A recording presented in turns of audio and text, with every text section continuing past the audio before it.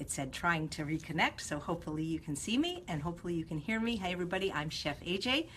And before we get started with this week's installment of Weight Loss Wednesdays, I have an announcement. As you see, I'm standing or sitting still. The camera's not moving, it's on a tripod because we don't have our Kenny today. My dear friend, he is homesick and hopefully he's watching, so let's all wish Kenny a speedy recovery. So I'm doing it myself, which means that you're seeing a reverse image. So I have a screen behind me to hide all the crap that's in my house that says Chef AJ. So you're seeing it backwards. So I know it's backwards. That's just the way it is when it's Facebook Live and also on YouTube. And the good news is now, hi Teresa, is that I am now able to put these installments on YouTube. We have 7 up so far. This is the 8th week we've done Weight Loss Wednesday. So if you miss it live on Facebook, hello Violetta. And thanks for wishing Kenny a speedy recovery. If you miss it, you can catch it on YouTube. I have it on both my channels. I have it on the Weight Loss Wednesday channel where there's nothing there but Weight Loss Wednesday, and I have it on my Chef AJ YouTube channel, which I welcome you to subscribe to. Hello, Sherry. So here's the thing. Without Kenny, I can't really read the feed unless I go like this. I guess I could put glasses on. Hi, Barbara Ann. Hi, Simone. I'd rather just talk to you and answer the questions. So therefore, if you have questions, I'm going to ask you to just please submit them through my website, which is www.eatunprocessed.com. That's really the best way to submit questions rather than live. Hello, Janice and Judy. And while you're there, sign up for my website. You get a free recipe and you can find out what I'm doing and where I'm doing it. So I apologize if I can't answer live today. It's just too hard without Kenny here. And hopefully he'll be back next week, okay? So hi, Sarah. Let's get started. So welcome to Weight Loss Wednesday. I'm Chef AJ, and we're going to talk about healthy, permanent, and sustainable weight loss. So I do have some questions, and I have them typed out in my computer there. The first one is from Betty Lynn, and she says her question is, why the use of microwaves for cooking is not good to do. It is fast, but many oppose it as not safe or some other issue. So it's not really a weight loss question, but I'm going to spin it into the realm of weight loss, and the reason being is I used to have a friend who said that I was always focused on the minutia, that I majored in minor things, and that there might be an elephant in the room, but I worried about the little fly on the wall.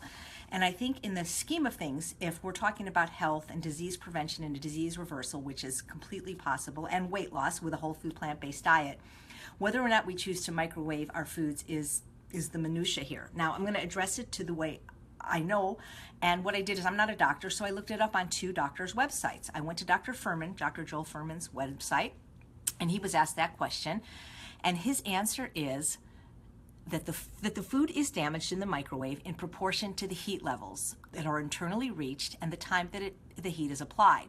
So microwaving is not more damaging than other forms of heating food, though it could be easy to leave it in there too long and overcook it because it achieves such a high heat so quickly. So the point here is that microwaving is fine to warm up and heat foods to taste, but not to cook foods very long in there where the food gets too hot too quickly. Likewise, broiling and baking can also be worse if the food is cooked dry and cooked too much. I also went to Dr. Greger's website, nutritionfacts.org, and he has a wonderful video that actually says, as far as preserving the nutrients, microwaving came in #1. And I encourage you to go to nutritionfacts.org and type in microwave or microwave cooking in the search box, and he talks about how, at least when it came to vegetables, that the microwaving of the vegetables retained more than 97% of the antioxidants as opposed to all the other forms of cooking. Hi, Deborah. Hi, Sharon. So that's the answer there. Now, if you have some research that you would like to share with me showing why it's detrimental, I'm happy to look at it and share it. I don't tell people they have to use a microwave for health, for weight loss. I personally do use one. As you know, I travel full time, and if I want to heat up a potato in my hotel room, I'm going to do it. I'm not going to worry about it because I have pretty much an A+ diet. But the thing is think about what's going on in this country. Not what's going on in this country like the election, but I mean with our health care. You know, we have 3/4 of Americans either overweight or obese, and heart disease is the #1 killer, and we have a lot of cancer and diabetes and autoimmune disease, and I don't see a single case of that being caused because somebody used a microwave. And I don't see a single case of that being reversed because somebody, stopped using a microwave. So if you don't want to use a microwave, you don't have to. 109 recipes in Unprocessed, none of them need a microwave. The 21 recipes you get when you join UWL, none of them need recipes. I never use a microwave for cooking, but when I make the potato waffles, which is maybe about once a week, I do microwave 4 small Yukon Golds in the microwave because I don't want to turn on the oven for 4 tiny potatoes. It's almost 100 here today in Los Angeles.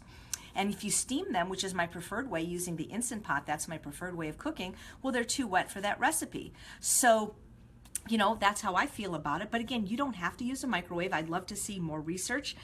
But in the meantime, I use it. I feel comfortable using it. I don't use it every day, but if I'm having some leftover soup, I'm going to microwave it. So that's what I have to say about that. You know, Sharon McRae, who I see is watching, PCRM cooking instructor, health coach in Maryland, she doesn't use one, she doesn't own one. So it's your preference, but I think that we sometimes get distracted, like Dr. McDougall says, with some of these issues when that's not the thing that's most important, getting people well, getting people healthy in this country, and certainly losing weight. So thank you so much for the question. All right, the next question from Vani says, I am saving up for UWL, but what could I do in the meantime to get started? I'm going to answer that question, Vani, but first I forgot to thank Nick and Kristen for sending me this awesome t-shirt that says vegetables are sexy. They also sent me these cute purple earrings that are actually made out of potatoes, believe it or not, and this really cool apron in potato fabric. So thanks, Nick and Kristen, and keep those gifts coming. Just kidding, you guys, they're actually friends. So 100, oh yeah, it's 47 in New York, you poor thing, Barbara Ann. It is 97 here. So in the meantime, how can you get started while you're saving up for UWL? Well, great question in lots of ways. So if you just Google Chef AJ, you will find out lots of stuff that you can be watching for free. So on my YouTube channel, I probably have close to 100 videos now. Now, they're all not strictly UWL, but I have a lot of cooking videos. I have now the Weight Loss Wednesday.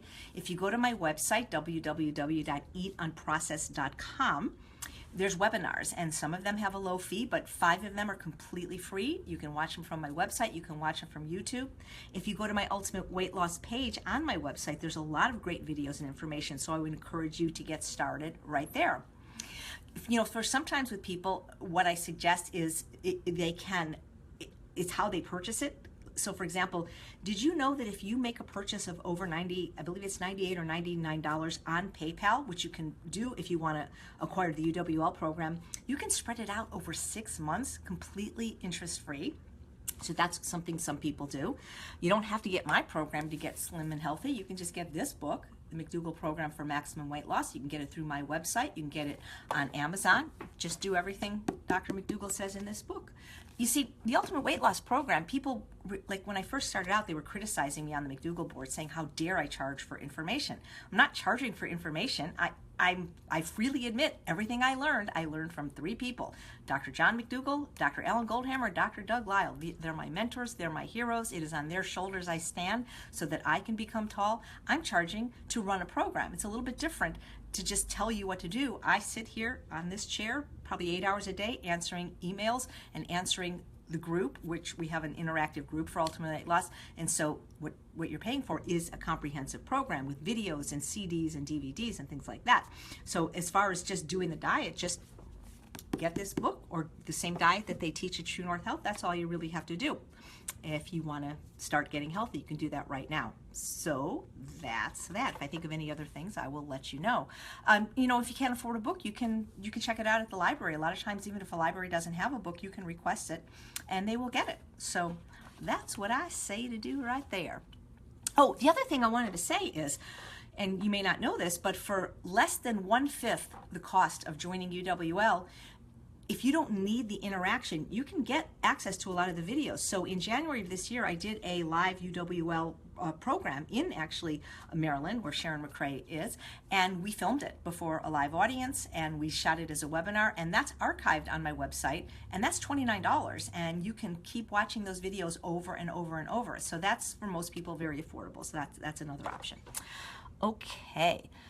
So I'm not saying the name of the person because they didn't actually submit this as a question. It came in as an email, so I'm not going to say the person's name, but I really thought it was a good question, so I'm going to ask it or just say what they said.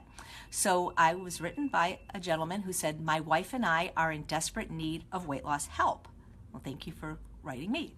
We are both addicted to sugar, salt, and fat. Well, sugar, fat, and salt is what I call in my book Unprocessed the Evil Trinity. So first of all, know that there's nothing wrong with you for being addicted to those substances, because they're addictive. I mean, there are some people, for example, they can drink alcohol and not become alcoholic, but that doesn't mean alcohol is not addictive. Sugar, fat, and salt are addictive. So let me make that really clear. There's nothing wrong with you or your brain. You were designed to like the taste of sugar, fat, and salt, but in its whole natural form. Sugar in fruit, salt in greens, and fat in nuts and seeds and avocado. And the processed food industry knew that we were genetically hardwired to prefer the taste of sugar, fat, and salt.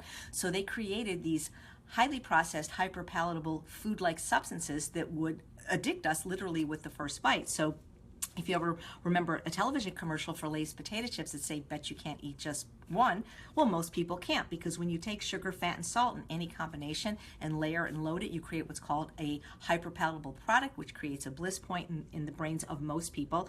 And so it's not just you, it's all of us. Some of us more deeply than others. You know, I've always said that food addiction, there's no like test you can take and get a number. It exists on a continuum, with some of us being more vulnerable to it and some of us being less vulnerable, and our vulnerability changes. Like, for instance, today on the UWL group page, people were saying, I'm going off plan because I'm upset about the election. Well, a lot of people are upset about the election, but that's not causing them to go off plan. So people vary in their vulnerability and their stressors, things like that.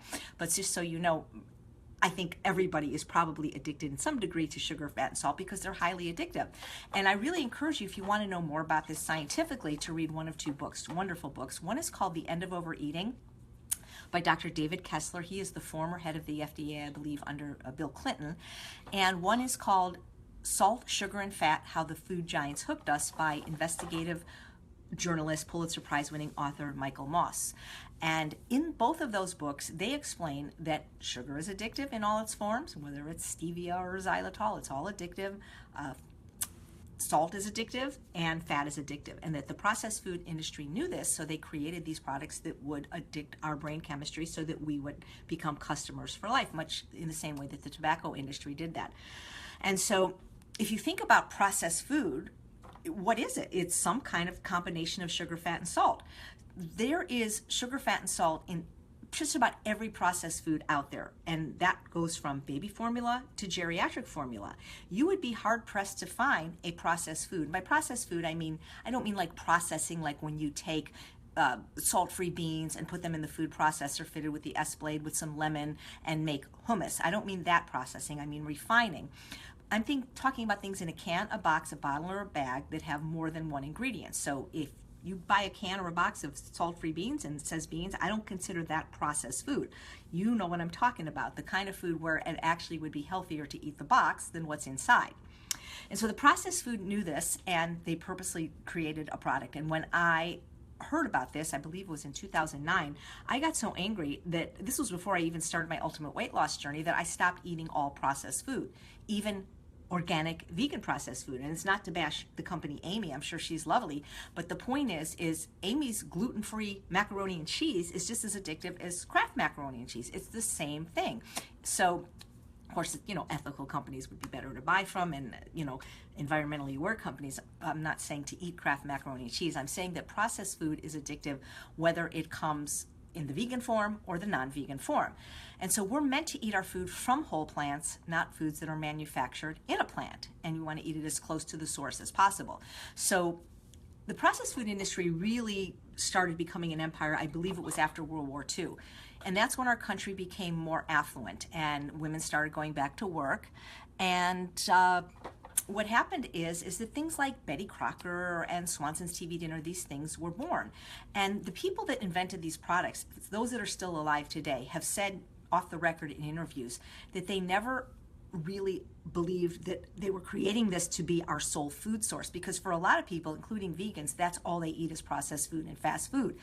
Americans eat over 92% of their calories from animals, products, and processed food, and less than 10% from fruits and vegetables. And so it's about 67% of calories come from processed food in most Americans. And so they said they thought that if they made like something like Hungry Man Dinner, when mom had a PTA meeting on Wednesday night, she'd pop one in, you know, the oven for Junior and Dad, or if company came unexpectedly, we'd make our Betty Crocker, you know, brownies. That's what they said. And they had no idea that this was going to become like the sole food source for many Americans. It's just crazy, but that's actually what happened. That's why I really encourage you to read both these books and understand the history. The thing is when they started making these processed foods, what you may not know if you haven't read these books is they took the best doctors and brain scientists that existed at the time behind closed doors to figure out the exact combination of sugar, fat, and salt to addict the average person's brain chemistry to their product. Oh, thanks for saying I look good in green. It's my second favorite color after purple. So let's take McDonald's French fries, for example. So they're very high in fat. They're sprayed with lard. I don't know if they stopped doing that since the lawsuit. They're cooked in oil. They have sugar on them. They have salt on them. And people that like French fries say that McDonald's makes really good French fries. Well, if we tweak the recipe and put too much salt or too much sugar, you wouldn't like it. And so they do marketing and testing and research to find this bliss point that is going to addict most people to their products. So don't feel bad that you're addicted to sugar, fat, and salt. So am I. So is probably 90% of the population, probably everybody that's overweight. So I get it. And what do you do for an addiction? Well, as far as I know, the only thing that has ever worked for an addiction is abstinence, because moderation doesn't work. If it did, we wouldn't have more than 3/4 of Americans overweight and half of them obese. And even if moderation does work for some people, I got to tell you, it's never ever worked for an addict. Have you ever known anybody that has been an alcoholic or cocaine addict? I have. And if they decide one day they want to recover and get sober, the only thing that works is abstinence from the drug. You can't really tell an alcoholic, well, drink less. Push yourself away from the bar after a couple of drinks.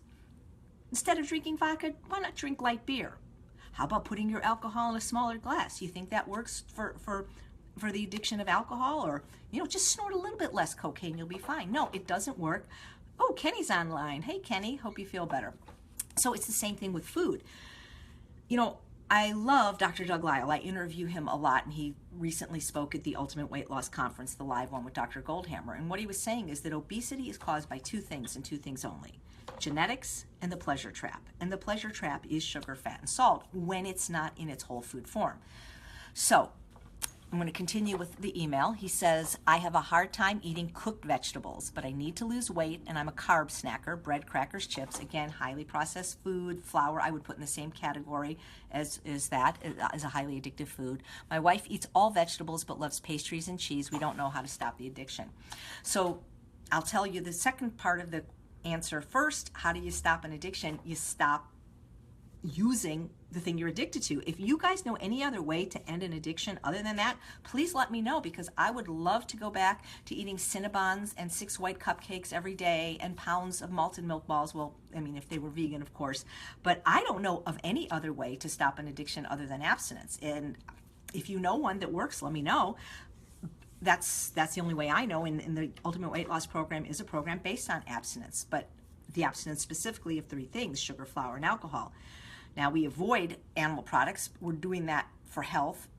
The cheese, of course, the dairy, that is another addictive substance. So, animal products are not necessarily addictive unto themselves. It's often the cooking methods like frying that makes them more addictive. But animal products have a very high caloric density. They're to the right of the red line, most of them. So we're avoiding those for weight loss, plus the fact that they're disastrous for your health, environmental contaminants. But the most important thing in the animal products to avoid if you suffer from addiction is the dairy products, because dairy products are both an animal product and a processed food. And I noticed you said your wife likes cheese. Well, pretty much everybody that eats cheese, that likes cheese.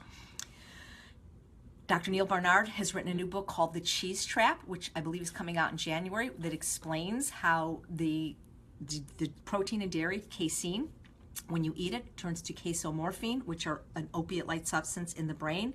So when you say you like cheese, what you like is the drug-like effect from the cheese, because if you knew how cheese was made, and again, you can get this on the USDA website, this is not vegan propaganda, but cheese is full of blood, pus, and shit. Think about it, guys. The cow doesn't get taken for a walk. So where is she going to the bathroom? Right in the milk. And she is being milked 24 hours a day. She's been given mass doses of hormones so she can produce 40 times more milk than she ever could in nature. So she's being milked all day. And if any of you have ever had a baby and nursed, sometimes the nipples bleed and crack. So the cow has mastitis, which is why she's also being given mass doses of antibiotics. So that blood, the pus, that's going in the milk, as well as her stool, her feces, and her urine. And when the USDA comes around and takes a little dropper and put it on the microscope to see how many parts per million of these substances are in there, if they find out it's too many parts per million, they can't sell it as milk, so what they do is they sell it as cheese. And so maybe it will help you to have that visual. And if you're an ethical vegan, or I should say an ethical vegetarian, if you knew that dairy cows suffer way more than pretty much any other animal, maybe, I don't know, pigs and chickens are up there too, but the fact is they're, they form close social bonds with their calves. They're ripped away from them. It's just a horrible thing. And if you are doing this for ethical reasons, dairy is the worst thing you can consume, because what happens to the male baby calves? Well, they become veal. So I know I a little bit trajectory here because I don't have Kenny here to help me. But the point is yes, it's normal to like these things. Cheese is basically, what is cheese? Cheese is fat and salt. So I wish I could say I had an easy answer to overcome addiction. It's not easy. And the reason we know it's not easy is because we have so many people addicted, and even people that try to overcome alcoholism, they don't always just go to the Betty Ford clinic once and that's it. It's a process. You have to do it one day at a time. If that's too much, a meal at a time. If that's too much, a bite at a time. But I do recommend anyone with addictions get in some kind of a program. It doesn't have to be Ultimate Weight Loss. There's OA, there's Food Addicts Anonymous, there's Recovering Food Addicts, there's Food Addicts in Recovery, there's Gray Sheets. These are all free programs. You don't have to pay any money to get to them. The thing is sometimes, depending on where you go, your sponsor will tell you absolutely can't do this on a vegan program. That's not true, which is why I like Dr. Joan Iflin. I think she's probably the leading expert in food addiction and has now changed her position that you absolutely can recover from food addiction on a plant-based program. So that's really good.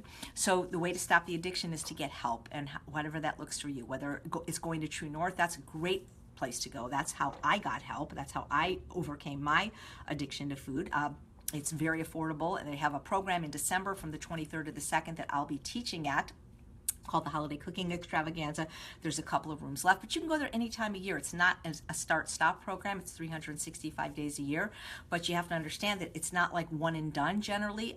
Most people that have an addiction, this has been going on for a really long time, and overcoming addiction can be painful, especially at first when you withdraw from these toxic addictive substances, and when, there's no easy way. I mean, I know when I finally committed to doing it, I cried every day for 3 weeks when I couldn't have my candies, cakes, cookies, pies, and ice cream. But if I cry now, it's tears of joy because of all the food that I get to eat, pounds and pounds of Japanese and Hawaiian sweet potatoes. I've never been happier, I've never been more slender, and I've never loved my food more. But I do think that if you're in a group, and that's what the Ultimate Weight Loss Program is, it's a support group, I think it's easier to recover and meet your goals just being in any group. And I do marketing classes a lot, and they say the same thing for that in the business, people are more successful when they have a mentor, a coach, a buddy, or a group. So whatever you have to do to get help, I encourage you to do it. I know it's hard. It's doable, absolutely. And it is hard, but here's the thing. I don't know what your exact circumstances is. You say you have high blood pressure with prescribed medication, but aren't taking it. Your wife has gastritis and GERD. The good news is all these things are reversible, and when you start eating the health promoting diet, they'll go away. So as hard as it is, you didn't mention, I'm guessing you're overweight, and if you're carrying around an extra 50 or 100 pounds or however many, that's hard too, right? I mean, that's hard on your knees, and it's hard on your hips and your ankles. And so again, one of the great things that my mom always said to me is that life isn't easy. It is hard. I get it. It really is. So, I guess you get to choose your hard. Is it going to be harder to eat a health promoting diet? Yeah, in the short term it will, but ultimately no one that's ever overcome food addiction or got slender has ever said, you know what, it wasn't worth it. It's always worth it. But think about it. Everything in life you've done that was worthwhile, wasn't it hard? I don't know, some of you guys have done remarkable things. You're successful in business. You've raised families. I didn't do that. That, to me, having a kid, what could be harder than pushing something like the size of a watermelon out of you? I mean, you've done incredibly hard things. Have they been worthwhile? Was it worth it? It's hard. I mean, I'm not going to lie. But it gets easier. And the more you do it, the easier it gets. And when you have support and you see other people there lifting you up and other people have done it, it's possible, So up until a man was put on the moon, nobody thought you could ever go to the moon. And up until somebody broke the, whatever it was, a 10, however minute mile, everybody said it was impossible. It is possible to recover from food addiction. It is possible to have both the health and the body you deserve, but you got to do something, unfortunately. There's just not a pill, unfortunately, you can take. Well, I mean, there are probably pills you can take and procedures to get skinny, but you're never going to address the problem. They're Band-Aids. So you have work ahead of you. If I can support you, I will. But even if it's not me, I just encourage you to definitely get help.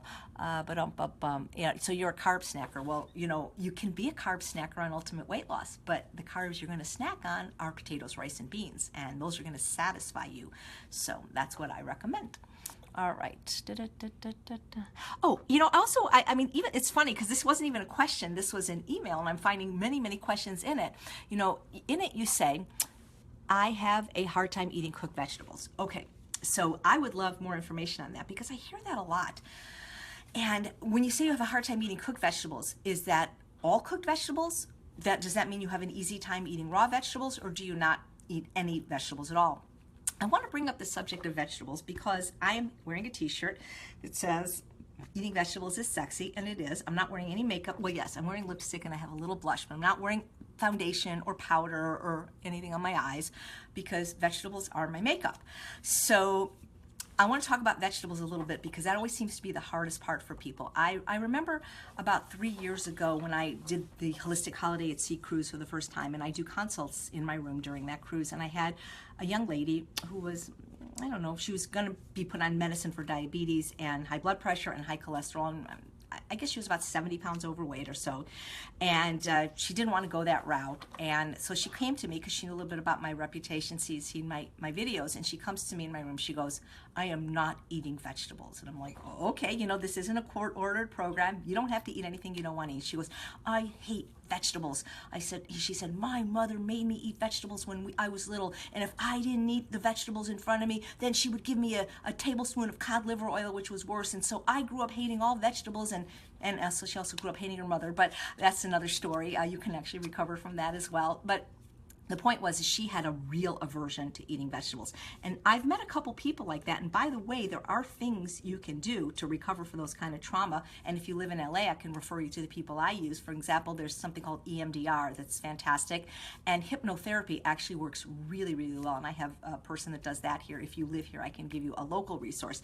But that's another subject. She just refused to eat vegetables. She goes, I'll do your program, but I'll never forget her. I'm not eating vegetables. And I'm like, okay, don't eat vegetables.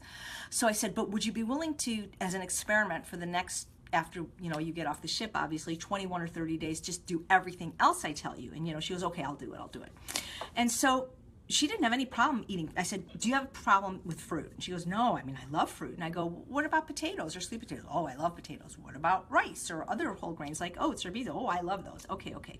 So she was willing to eat those. She just wasn't willing to eat any vegetables. And I said, fine, eat those, because the truth is those are still to the left of the red line, which means they're a caloric density low enough that you will lose weight eating them, and they're the most health promoting foods on the planet. And of course, we abstain in UWL from the foods to the right of the red line, which are animal products, especially dairy, and of course sugar, flour, alcohol, and oil. Now, the high-fat foods like the nuts, seeds, and avocado, we don't necessarily abstain from.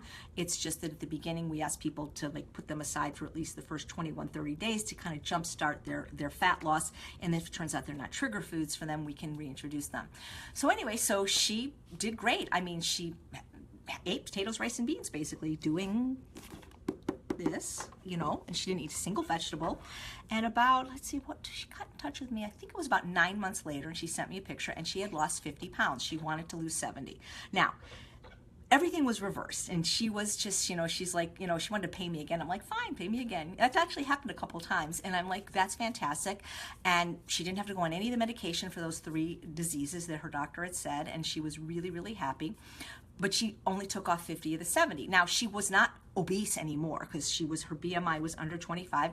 And you could argue whether or not she was overweight. You know, not everybody is going to be a stick. Not everybody needs to be a stick. I mean, I have a lot of clients in LA that are models and actresses that have to if they want to work.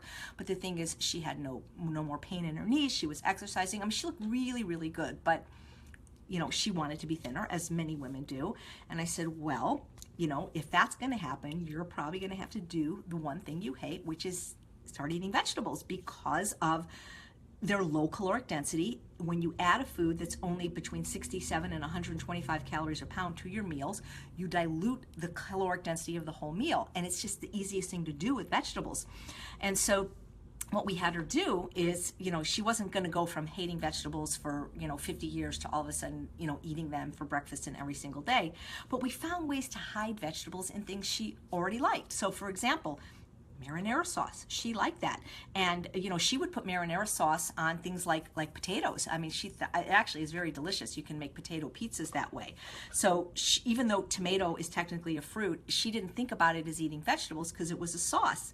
And we found ways that she could hide more vegetables in the sauce, like sauteing some onion and mushroom, or maybe some beets. But we found ways to get more vegetables in her without her actually eating vegetables. And it really helped. Slowly but surely the weight started creeping down. Now, one of the things that was really funny is she travels a lot, and she's watched my webinars, and she knows you always have to have a potato in your purse. But this was like a short trip. It was like San Francisco to LA kind of thing, and she was not prepared. And what happened is the plane was running late, so she was stuck at the airport for like 4 hours with nothing to eat, and she got really hungry. And she was traveling with a friend who is in UWL and eats like this, and she had in her cooler bag, she had heirloom carrots, which are like the best carrots. They're the purple ones. They're much different tasting than the orange ones, very sweet and very delicious, and cherry tomatoes. Anyway, she was so hungry that she ate them, and guess what? She liked them. I always say in UWL, if you're not hungry enough to eat vegetables, you're probably not hungry. So I don't know exactly what her, her final outcome is going to be, but the point is if you always do what you've always done, you'll always get what you've always gotten. And, she's eating vegetables now, and it's amazing. A lot of people say to me, I hate vegetables. And so I used to say to John Pierre, my partner, well, I hate exercise. And he said, well, that's not going to fly. He goes, then do the exercise you hate the least, which for me at the time was yoga, and now it's spinning. So when you tell me you hate vegetables, now if you have a real reason that you can't eat certain vegetables, like some people have certain GI things, which if you are ever at True North, they can help you with. And so some people really can't eat large volumes of raw vegetables. Maybe they had gastric bypass surgery. Maybe they have certain of those GI diseases. That's a different story. But just because you don't like it is not a reason not to eat it. And I believe it was last week that I spoke about taste preferences being developed by the environment. At least the child's palate is developed by the environment. So if you never ate vegetables, or your parents forced you to eat them like this young lady, or they did not cook them properly, of course you may not grow up loving vegetables the way people like Dr. Goldhammer's son did, where he was told that when you're a good boy you get Brussels sprouts, and now Brussels sprouts are his favorite food. So what I encourage you to do if you hate vegetables is eat the vegetable you hate the least. Now I Googled right before this installment of Weight Loss Wednesday a list of non-starchy vegetables. So when you tell me you hate vegetables, you really hate artichokes? Could anybody? Artichokes are like the most delicious thing. Can you hate them? Do you hate alfalfa sprouts? Do you hate Italian beans, green beans, yellow beans, wax beans, bean sprouts, broccoli, Brussels sprouts, cabbage, carrots, cauliflower, celery, chicory, Chinese cabbage, cucumber, eggplant, green onions, scallions, greens, beet, collard, dandelion, kale, mustard, turnip, jicama, kohlrabi, leeks, lettuce, endive, escarole, leaf, romaine, iceberg, mixed vegetables, mushrooms, okra, onion, parsley, green pepper, red pepper, yellow pepper, radishes, rhubarb, rutabaga, sauerkraut, snow peas, pea pods, sugar snap peas, spinach, summer squash, Swiss chard, tomato, turnips, water chestnuts, watercress, and zucchini.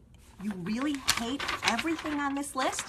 Well, maybe it's how you're cooking it. I'll give you another example. I used to hate Brussels sprouts. I never would eat them. I hated the smell of them when they were cooking. When I tasted them, I imagine that's what like sweaty gym socks tasted like, so I never ate them. And a few years ago, I did a workshop with my personal physician, Dr. Roy Artal, who's a plant-based physician in Los Angeles, and I needed to make the recipes that he submitted for one of the dinners, and he had this Brussels sprout recipe, and I'm like, ugh, yuck, no. So the recipe is called balsamic Dijon glazed Brussels sprouts, and you can get it on the Healthy Living with Chef AJ, my television show. It's episode 107, and it's made with a really good thick reduced balsamic vinegar and your mustard of choice, Dijon, or a salt-free one. This tastes like candy. Even people that hate vegetables, that hate Brussels sprouts, I so far haven't met anybody that didn't like vegetables prepared this way. And so part of it is how you prepare it. And of course, if you just steam spinach beyond recognition, I actually, spinach cooked is probably the one vegetable I don't like. And even okra, which I always hated, I had it grilled and it was absolutely amazing. So part of it is how it's being prepared. If you look at my webinar, my free webinar, Easy Meals to Keep You Thin, I have a recipe for oven roasted ratatouille. That is amazing. I test my recipes on regular people that are not food addicts, people that are not even vegan, and if they'll eat it, then there's a good chance you will eat it. But realize when you say you hate vegetables, really what you're saying to me is that you are seeking a high from your food. And at 100 calories a pound, you don't get high from vegetables. You know, all eating stimulates the production of dopamine in the brain, but the higher the caloric density, the more dopamine is released, which is why we prefer oil at 4,000 calories a pound, and sugar at 1,800 calories a pound, and flour at 1,500 calories a pound, and peanut butter at 3,000 calories a pound, and chocolate at 2,500 calories a pound, to vegetables at 100 calories a pound. So it's not so much that they taste bad. Taste is subjective. Taste preferences are learned. There's only one inherent taste preference, and that's for breast milk. But it's that you don't like them because they're not making you high. So find ways to incorporate them. And people think the Ultimate Weight Loss Program, you eat steamed kale for breakfast and drink the water. That's not what it is at all. It's a starch-based program. The majority of our calories come from delicious, satiating starch. We do use vegetables because they're nutritious, and mainly because they fight cravings, guys. There's some great research out there now that I got from Mark Schatzker, the author of The Dorito Effect, that they actually are proven to fight cravings for unhealthy things like sugar, because I have this article, but I don't know how to interpret it. Maybe I can ask Dr. Greger to do that for me. But there's something in the compounds, especially the bitter ones, especially the dark green ones. Now, a lot of people say, well, when I eat vegetables, I get bloated. Well, if you're eating the standard American diet, like chicken nuggets and Cinnabon, you don't even have to swallow. You can eat your food whole like a snake. When you eat fruits and vegetables, and plant food for that matter, you have to actually chew. So one thing is chew your food to a cream. Chew really, really well and work your way up. If you can't eat a pound of vegetables, don't. Eat a little bit. Spread it out throughout the day. Get used to it. Neuroadapt to that amount of vegetables. And just because one vegetable maybe gives you bloating doesn't mean they all do.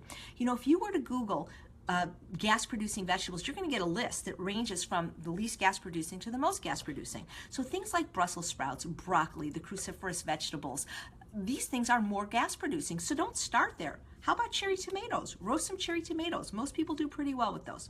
So I encourage you to, I believe it's Tracy McCorder that says, by any greens necessary. All right, great question. I hope I answered it, even though it was technically not a question. All right, I got one more question, and then I got to get off because I am interviewing Andrew Spudfit Taylor today from Australia for my podcast. Okay, so, all right, Nikki wrote me, and she says, my coworker has lost 75 pounds on the Ultimate Weight Loss Program. She looks great and went off her medication for high blood pressure and high cholesterol. I have about that much weight to lose also, and she's encouraging me to join UWL, but I'm afraid the program is too restrictive.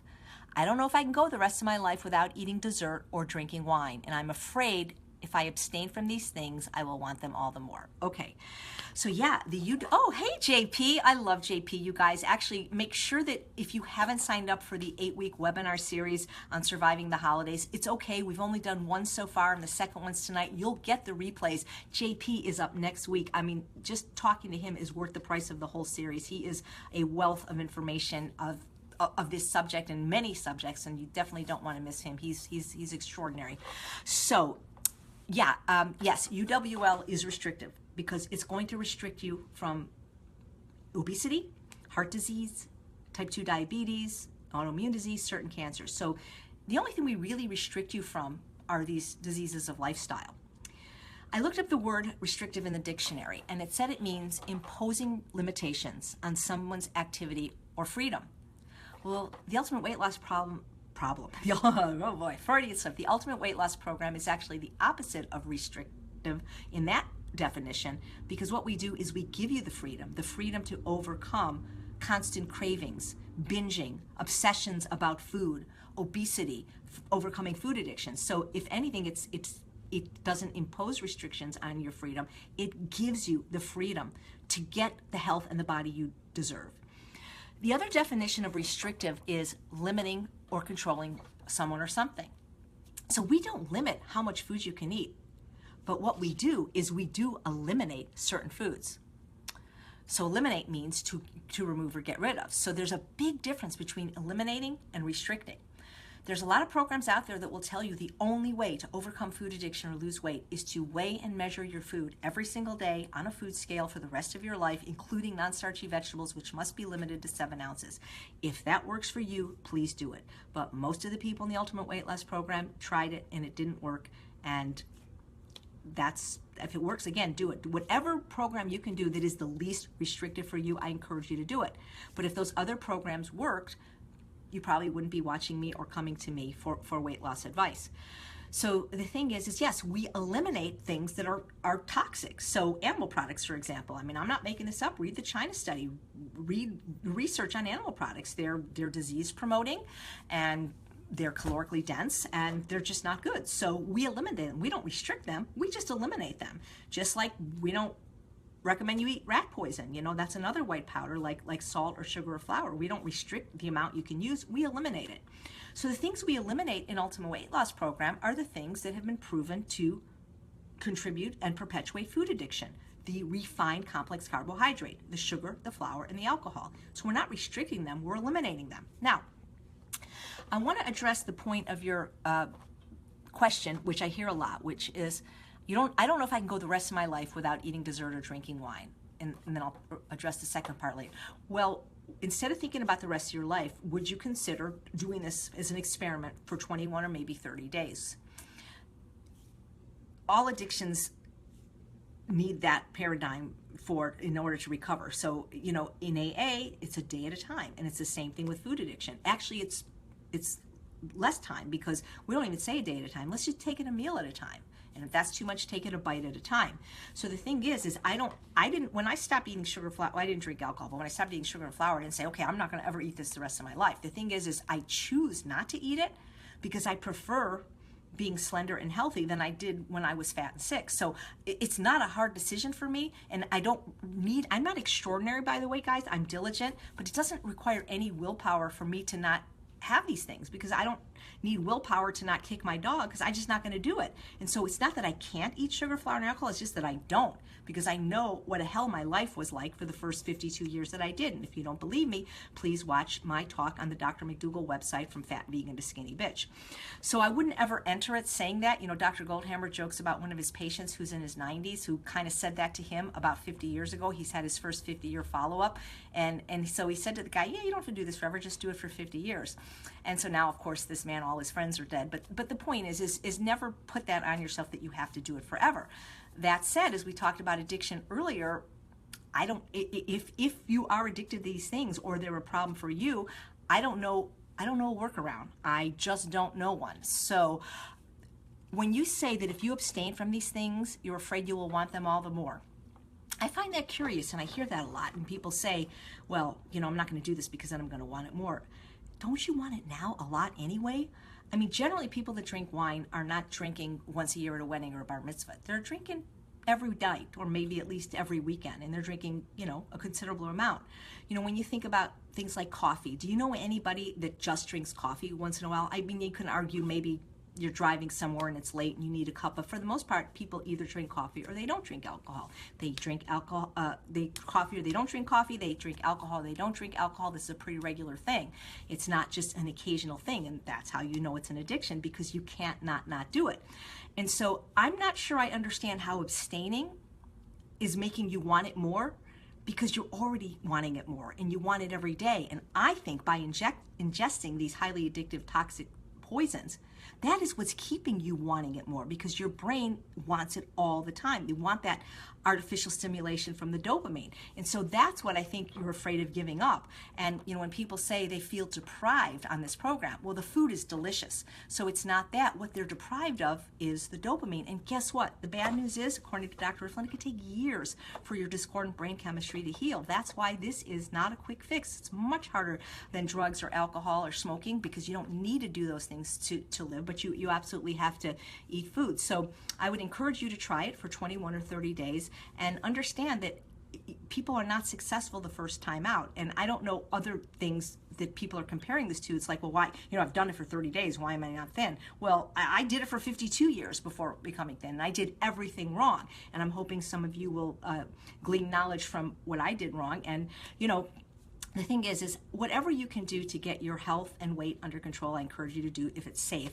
And if you can find a more lenient, less restrictive program, I encourage you to do it. But as my mentor, Dr. Goldhammer, says, a flexible program rarely works. And it certainly has not been shown to work for somebody that suffers with addiction. So that's what I have to say about that. I think that's all for today, and I will go back through the feed after I interview Andrew, and I'll try to answer questions then. But I think that I would prefer, if at all possible, for you to write the questions and send them to me at www.eatanprocess.com. For those that are involved in the 8-week holiday series, I'll see you tonight at 5 p.m. Pacific time. We have 3 great guest speakers, along with Dr. Gustavo Tolosa. And we have a new webinar coming out for the holidays with 12 new recipes, so I hope you'll check that out. They're going to be absolutely delicious. So thank you guys so much for watching another installment of Weight Loss Wednesday, this time without Kenny, who we really miss. I'm Chef AJ, and I really believe you can have the health and the body you deserve. Bye.